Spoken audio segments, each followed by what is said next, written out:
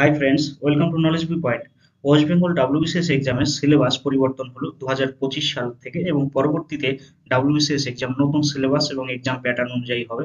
আমাদের West Bengal government 2025-25-এ যে WBCS exam syllabus বা নতুন সিলেবাস সেটা ইউপিএসসির যে এক্সাম প্যাটার্ন এবং ইউপিএসসি যে মডেল এক্সাম মডেল সেটা অনুযায়ী করার চেষ্টা করি। সিলেবাস থেকে আমরা সবথেকে গুরুত্বপূর্ণ এবং আশ্চর্য বিষয় যেটা জানতে পারলাম সেটা হলো ডাব্লিউবিসিএস আমাদের ওয়েস্ট বেঙ্গল ডাব্লিউবিসিএস অ্যারিথমেটিক বলে যে পোর্শনটা সেটা থাকছে না, বা পাটিগণিত বলে যে সাবজেক্টটা বিষয়টা একটা কমন পেপার ছিল সেটা কিন্তু থাকছে না। ওকে, তার পরিবর্তে রিজনিং এর একটা বিরাট বড় সিলেবাস বা ফার্স্ট সিলেবাস বিষয়বস্তু তোমরা সেটা দেখতে পাবে।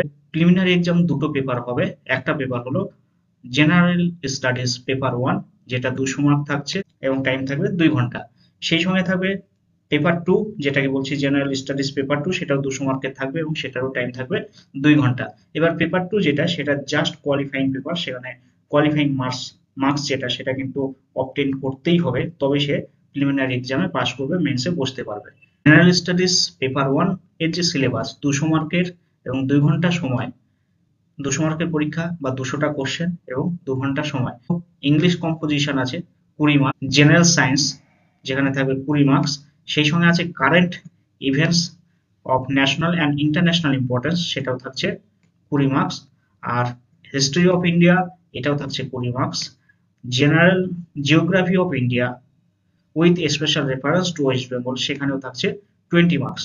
ইন্ডিয়ান পলিটি এবং ইকোনমি সেখানে থাকছে 20 করে 40 মার্কস। ইন্ডিয়ান ন্যাশনাল মুভমেন্ট যেটা সেখান থেকে থাকছে 20 মার্কস।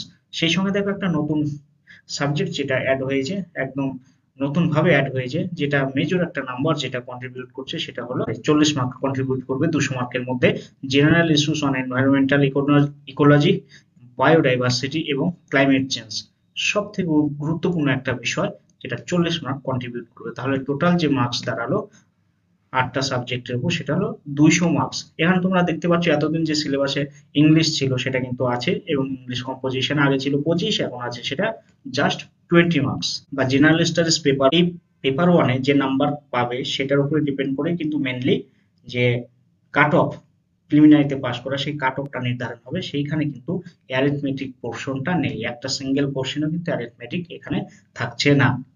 এবার চলো নেক্সট যে পোর্শনটা আছে, যে জেনারেল স্টাডিজ পেপার 2, সেই পোর্শনটা আমরা স্টাডি করব। সেই পোর্শনের সিলেবাসটা দেখবো। দেখো, জেনারেল স্টাডিজ পার্ট 2 যেটা বা পেপার 2, সেখানে 200টা কোশ্চেন থাকবে, 200 মার্কস এবং 2 ঘন্টা সময় থাকবে। এবার এটা জাস্ট কোয়ালিফাইং পেপার থাকছে।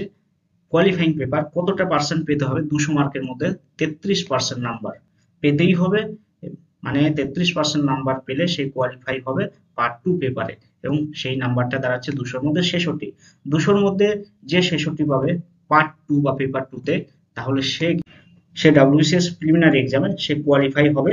সেই সঙ্গে তাকে পেপার 1-এ যে একটা কাট অফ, সেই কাট অফ কোয়ালিফাই তাকে করতে হবে, বা পেপার 1-এ ভালো নাম্বার পেতে হবে।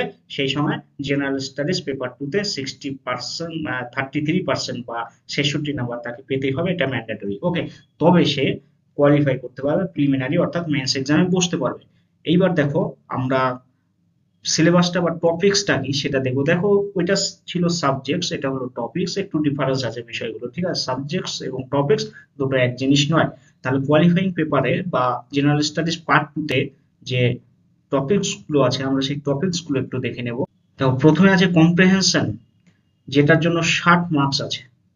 এখানে কম্প্রিহেনশন কি থাকবে সেটা বলা যাচ্ছে না এখনই, তবে কম্প্রিহেনশনে অনেক কিছু যা কিছু থাকতে পারে, এখানে প্যাসেজ থেকে কোশ্চেন আনসার করতে হতে পারে। ইন্টারপার্সোনাল স্কিল, সেই সঙ্গে আছে দেখো কমিউনিকেশন স্কিল, যেটার জন্য 10 মার্ক থাকছে এখানে।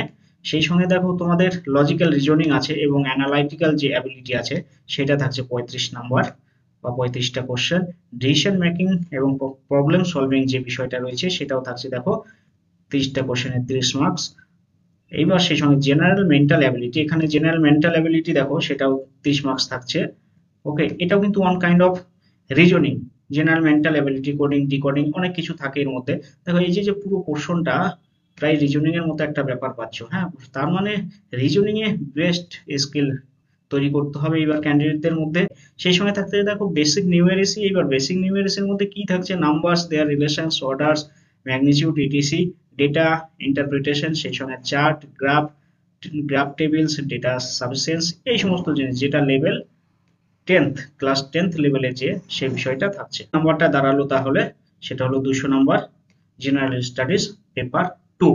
এবার এইখানে দেখো অ্যারিথমেটিক বলে যে বিষয়টা সেটা বা পাটিগণিত যে বিষয়টা এতদিন পেতাম সেটা কিন্তু এখানে উল্লেখ নেই। তাহলে এখান থেকে আমরা বলতে পারি ডাব্লিউবিসিএস প্রিলিমিনারিতে অ্যারিথমেটিক নেই। সেই সঙ্গে আজকে কনফার্মেশন একটা দিচ্ছি যে মেন্স এক্সাম সেখানেও কিন্তু অ্যারিথমেটিক।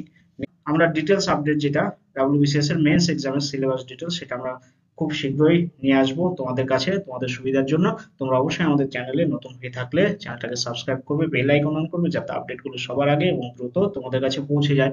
এইবার একটা জিনিস দেখো, 2024-এর এক্সাম ডেট বা ফর্ম ফিল আপ কবে হবে।